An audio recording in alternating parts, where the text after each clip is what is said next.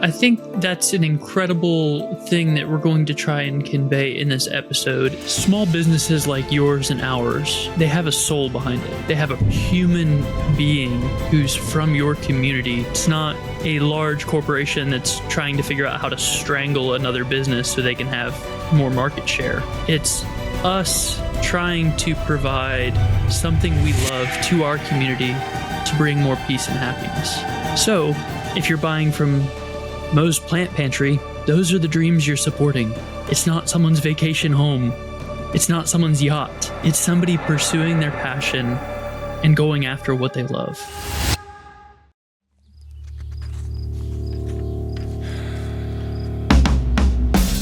Welcome to the No Streetlights Podcast. I'm Aaron. And I'm Tim. We're veterans, here to talk about mental health, resilience, and the struggles we face every day. Our goal is to foster kindness through understanding. So, let's take a breath, relax, and be welcome.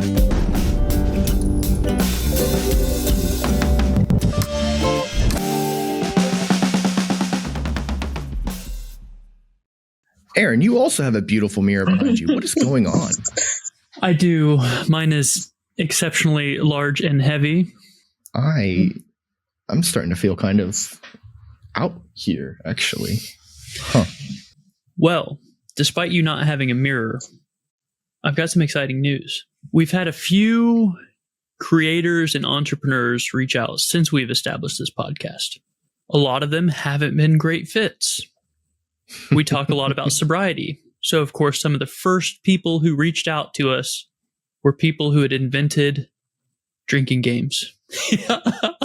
Yes, that is kind of key, crucial, actually. Yes.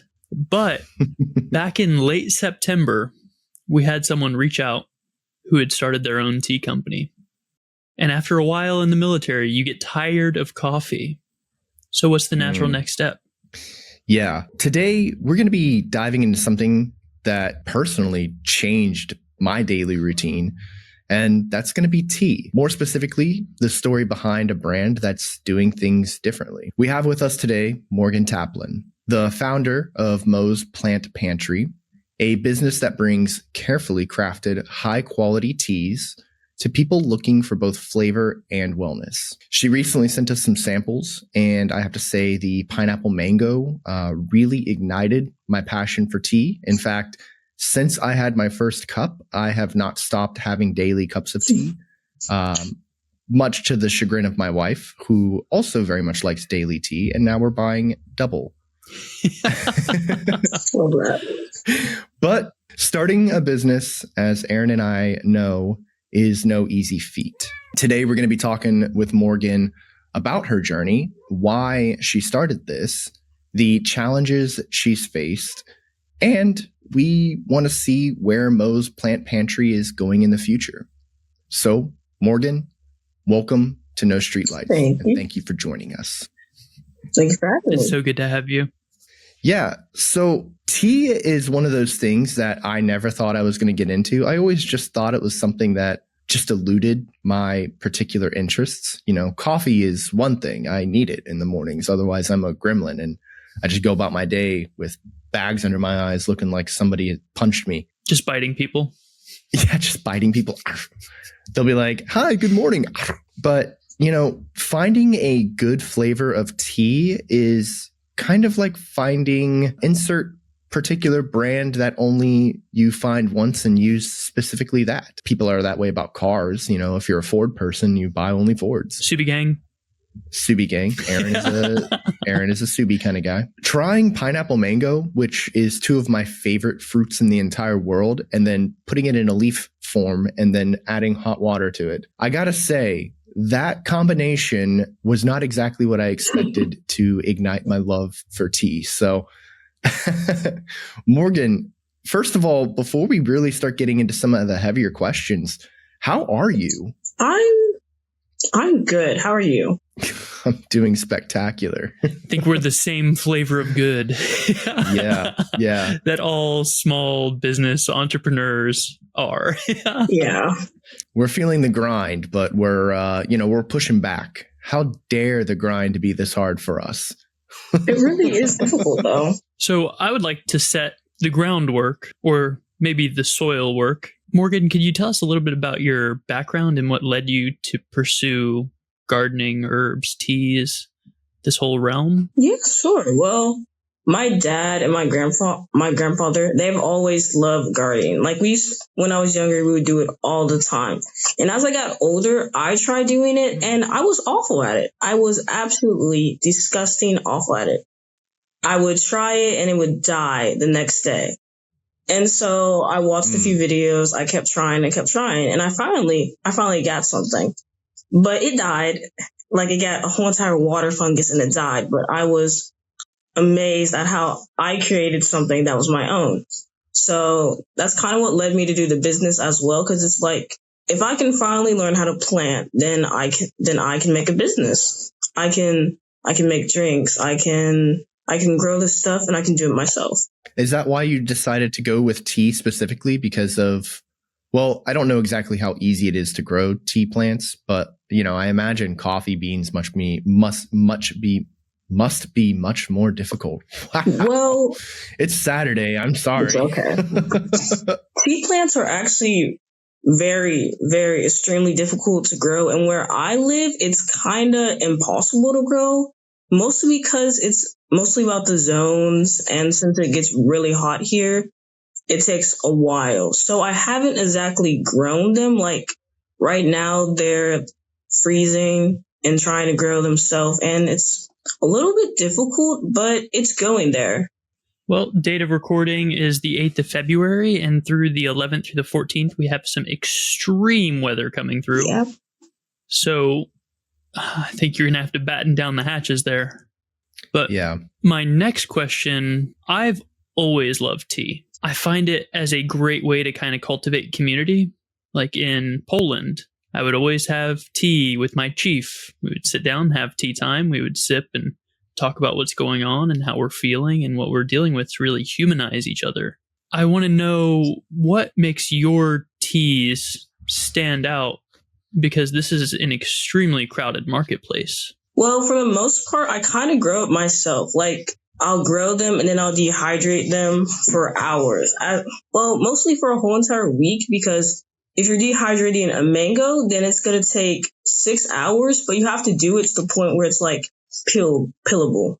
Ooh, it's better than my goodness. And for a pineapple, since it has a lot of juice, when dehydrating it, it can go really, really wrong, because if the juice can get dehydrated and then get melted near the heater part, it will start burning, and it's like a whole disaster. So it can kind of almost start a fire, but not all the way. I've tried multiple ways of dehydrating, and I've only started a fire 3 times. Only 3? That's Only good. 3. That's a good record. I know, right? In the early worlds of building a business, Aaron and I spend most of our time online, and we've managed to start 5. So that is really incredible. It's impressive. It's impressive. I don't know how we do it. So it sounds very complicated to create these teas, but it also sounds like it's kind of made you more mindful and more situationally aware. Like you really have to be present with the process. Yes. Is that a fair assessment? Yes. Okay. What else has it taught you? It's taught me a lot about being more patient and mindful, and that you guys are small business owners, so you know how when you're making something, you're trying to do something, it's not going the way you want it to. It's being extremely difficult, and it's almost like you want to give up. You're trying to think, why am I doing this? Why it's not going anywhere. And it's like, and there's a lot of times where it's like, I want to quit. Like, I'm not doing anything with this. I'm not going to go anywhere with this. But it's like, I'm doing this for myself. I'm doing this so I can have my own business, be a big business creator. Did you always see yourself as being an entrepreneur, or was this kind of something you've decided on recently? Not really. I didn't really know what I was going to do with my life growing up. I feel like my siblings always knew and I did not. I was just like, I'll just go wherever I want to. I'm currently in the culinary pathway, so I was like, wow, I really love doing this. Like, I love cooking, I love baking.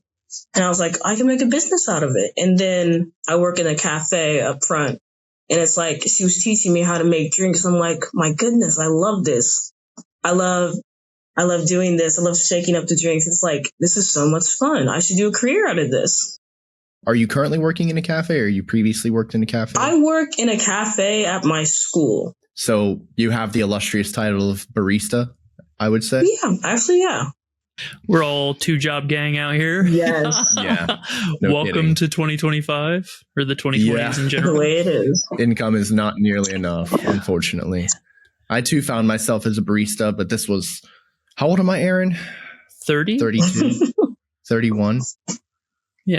Oh my God. So 16 years ago, when I was 15, I worked at a coffee shop in my local mall. So from one past barista to a current barista, I applaud you. That is a lot of work. Yes. Oh, man.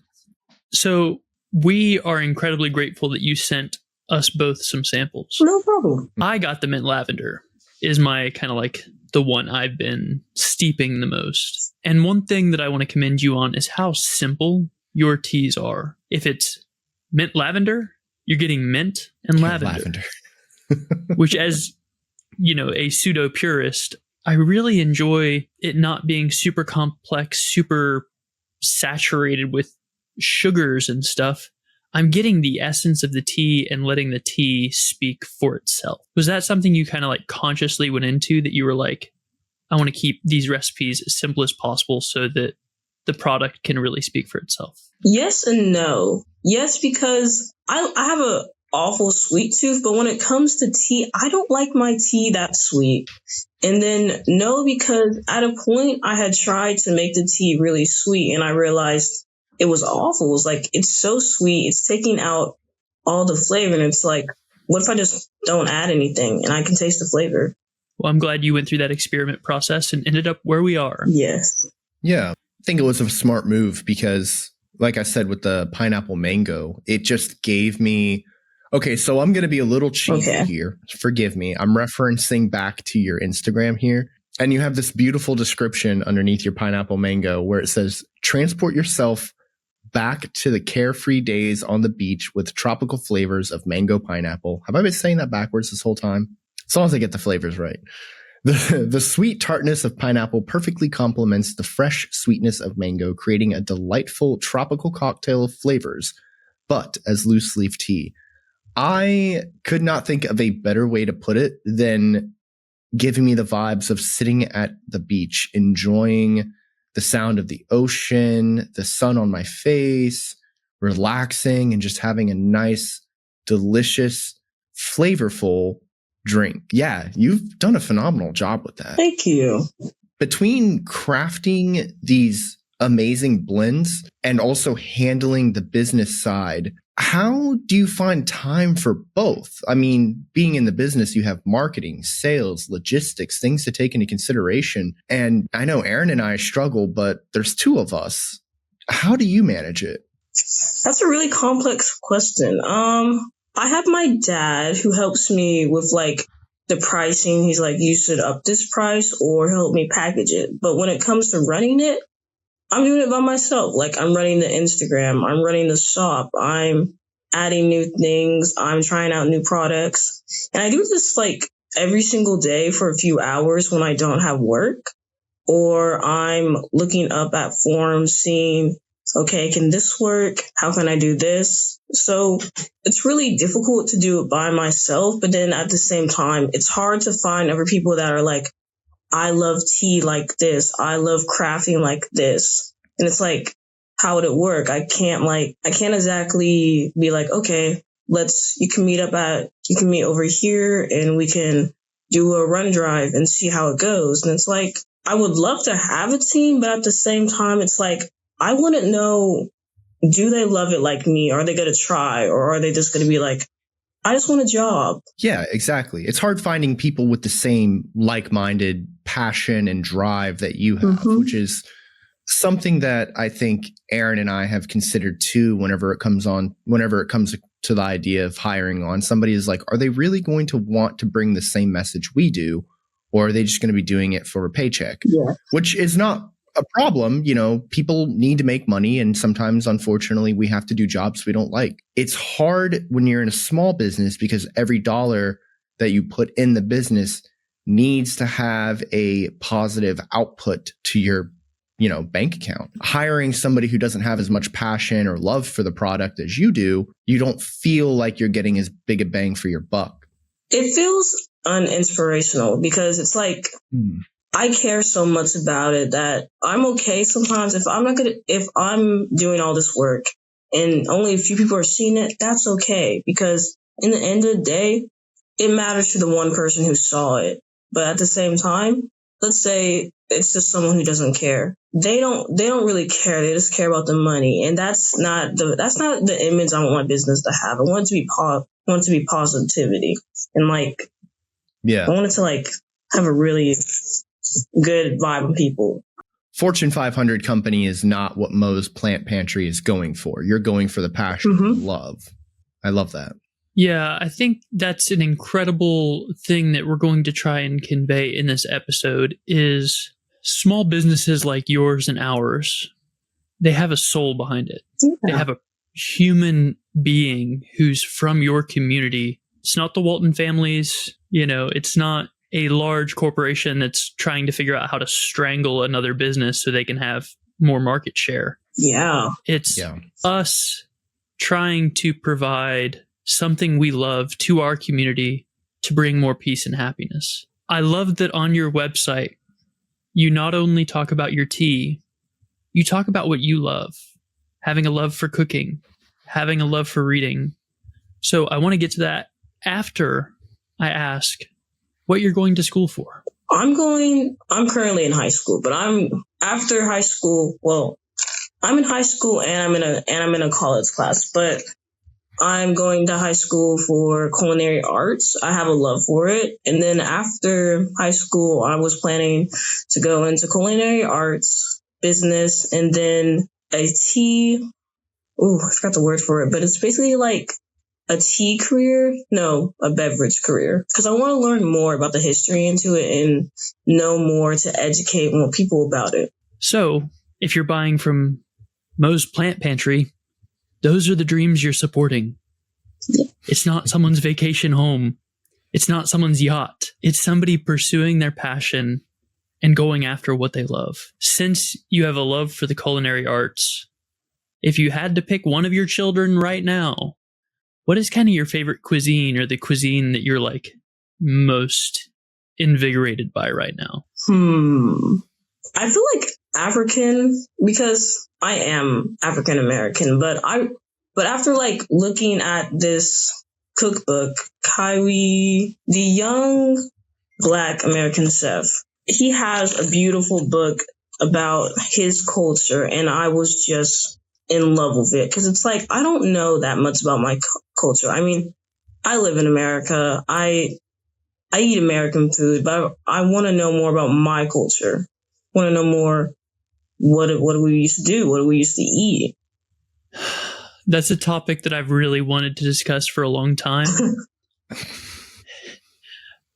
But I'm not sure how to incorporate it into this. So, Tim, it looks like you had a question or a comment. I did. Well, I mean, I do. Okay, so I've really been big in the culinary field for a while. I am not trained whatsoever beyond I'm a house chef at best, right? But I feel like I'm pretty decent at what I do. I know how to cook some good foods. I would say, so there are two major influences I've had in my life for my love of the culinary arts. One is a very close and dear friend of mine named Damon, who ignited my love of cooking. I was taught basic things by my father and my mother growing up, but my friend Damon is the one who actually put my hands on a skillet and said, all right, now saute this garlic. The second one is everyone's favorite cooking culinary personality, Gordon Ramsay. Yeah. I am a huge Gordon Ramsay fan, and I've consumed almost everything he has watched. Enough about myself. I know I do talk about myself a lot. Cool. But I am curious, Morgan, do you have any culinary inspirations that have really helped ignite your love in the field, or did you find it yourself? Well, before I went to the culinary arts at my school, I really wanted to go into baking. And then after being in the culinary arts at my school, I realized I hate baking now. Like, I absolutely hate it. But it's like I'm just putting it inside a mixer and I'm done. It's like there's no fire, there's no flame, there's no stress, there's no rust. But the person who really ignited it for me has to be my culinary teacher. And this has to be the most funniest thing. But I can't tell if he likes me or if he hates me, but he says the greatest things about me. He tells me that I'm so honest. There was this time where this guy, he stuck out his foot and I almost tripped, and then I threw water and it got in the deep fryer. Huge. It was so awful. And then my teacher comes in and he's yelling. He's being like, "You could have almost killed everybody." And he's like, "You are in this pit until later." And I was there for like a month. And then later he was like, "Have you ever smelled human flesh? Have you ever woken up and know what it's like to see the blood on your hands?" And I'm like, whoa. And like, wait. Yeah. And I know it's psychopath. No, he was inside an act. It was, I don't know. It was just, I was just like, oh, whoa. And it's just like, I don't know. I realized it was serious. I realized what I'm doing and what he's teaching me was really serious. And at that moment I was just like, I want to be like you. I want to be just like you. But someone else? Was he like prior military? Do you know? Yes. Like, okay. Oh, okay. That makes a little more sense. It all makes so much more sense now. Yes. But randomly stops. He's the funniest guy in the world. Like, he will be skipping down the halls and I'll just be like, "You just yelled at us. You just like," but I understand where he's coming from because he doesn't mean any harm to us. He just wants to teach us. And it's just like, wow, dude. He's amazing. Like, he's an amazing teacher. He's always teaching us different things. And it's like, it's so cool. But someone else, probably my dad. We used to cook a lot when I was younger, and then we cook a lot when I got older. But he's always cooking like all these different food, all these different TikTok recipes. Loves TikTok. Oh my goodness. I don't know what it is. I love that for him. But yeah, I don't know. I feel like I really enjoy it because to me, it's pretty calming because I can't really see myself doing anything else in life. Like, for years, my parents asked me, "What do you want to be?" And I was like, I don't really know. And then when I found culinary, it's like, I want to do this. And they're like, okay, we support you. And I was like, oh my goodness. And they got me all this stuff. And it's like, I love you. It's amazing. Yeah. I remember my parents used to ask me what I wanted to do, and I would give them the same answer every single time. I wanted to be an astronaut firefighter. Turns out there's not that many fires in actual outer space. I opted for a different career path, but I was just a very over imaginative child. I was also a huge Buzz Lightyear fan, so I thought I could be an astronaut, but turns out that's not. You have to be good in complex mathematic equations, and I hated algebra, so calculus probably a little bit above me. Speaking of which, though, baking is a lot of math, which has always kind of turned me off from wanting to actually get good at baking, which is why I explored more so the hands-on aspect of cooking, where, you know, you kind of cook with love and there's recipes to follow. Sure. Like, you don't want to add too much salt, but not enough salt will also make the dish too bland. Mm-hmm. But yeah, I do think finding your passion for cooking, starting with baking and then switching over to the more, I guess, raw and hands-on aspect is a really great way for you to like get that experience and kind of start expanding your love for the art itself. I do want to go back a bit to the tea business because what I'm really curious about, where you are now with your company versus where you were when you first started, if you could kind of give yourself, your past self, some advice, what would it be? What's some stuff that you had to learn the hard way that you now know? Being in a small business as a teenager and a young Black person it's going to be difficult. There's not always going to be a bunch of sales. You're going to want to give up, but you can't, because in the end of the day, there's going to be people who love the tea. There's going to be people that are like, I love it. And then there's going to be people that are like, wow, this is really cool. How do you do it? If I'm giving advice to myself, probably that's worth it. My parents, like, they're going to be like, you can do it. You've been doing so many amazing things. You can do it. So probably to keep going. That is the best advice. Keep going. So, again, my objective today is to make you pick between all of your children. So, which of your teas is like your favorite? Which ones really stand out to you and have brought you the most joy? I feel like the mango hibiscus, because I really love that one. I don't know. That one sticks with me because that was also the first one I ever made. I was going up to my mom and be like, Mom, try this. I would go up to my Aunt Remy, and be like, Aunt Remy, try this, please. At first, it was awful. At first, I would try all these different things and it was awful.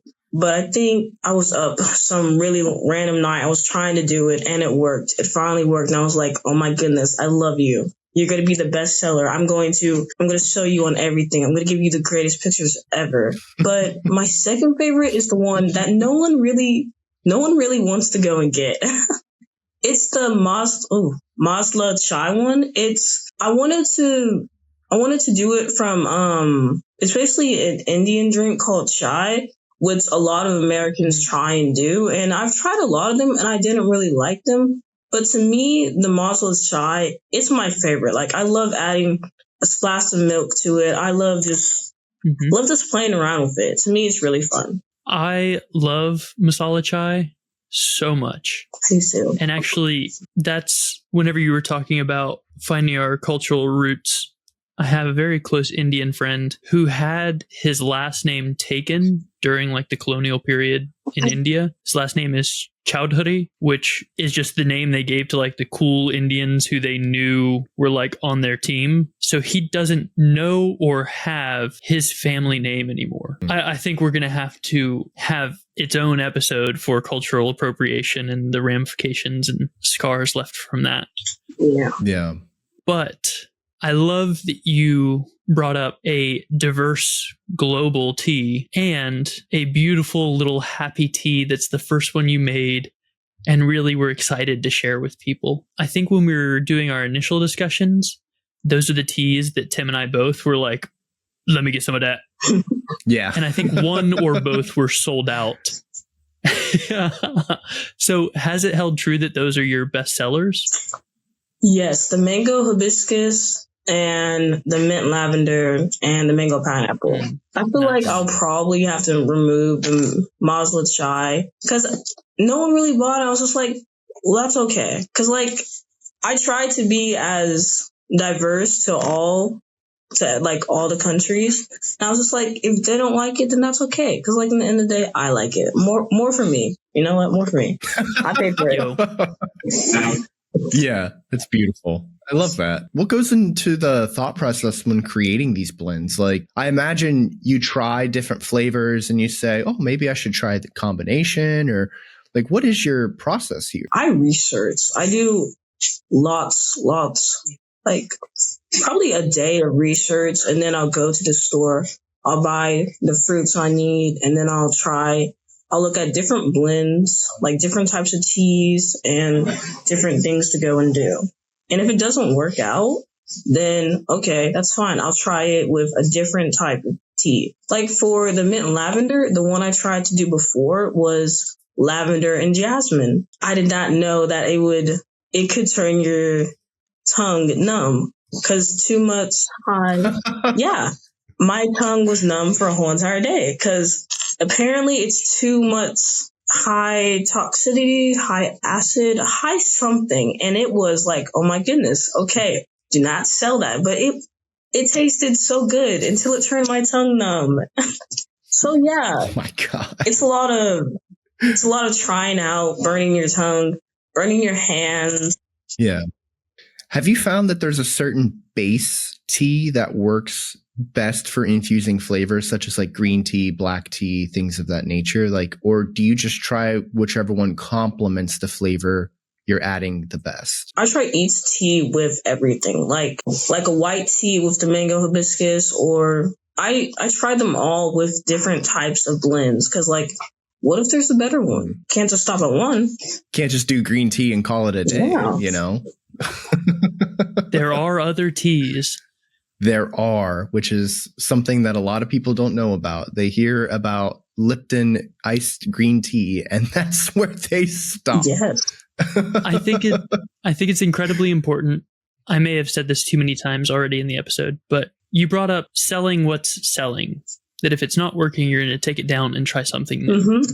I am kind of curious as to what's up next on the horizon for Mo's Plant Pantry. Have you considered moving into like athletic or health teas since that area is kind of exploding right now? Well, what I'm about to say is kind of funny, but I think no. Like when you're thinking about an athletic tea, they can say, okay, well, this can help you. This can help your heart feel better, or this can help your legs grow, or something outrageous that might not be true. And I like where I'm going. Like as in the future, well, currently we're working on adding lotion, soap, loofah, like lotion brushes, t-shirts, mugs, lots of different things. Lots of different things to go and add on horizon. What's the word for it? The tea honey, like, you know, the honey lollipops that you mix around inside of your tea. That's what we're currently adding. I just did that last night. I think it went well. So, and then we're adding gummy bears, like those natural healthy gummy bears.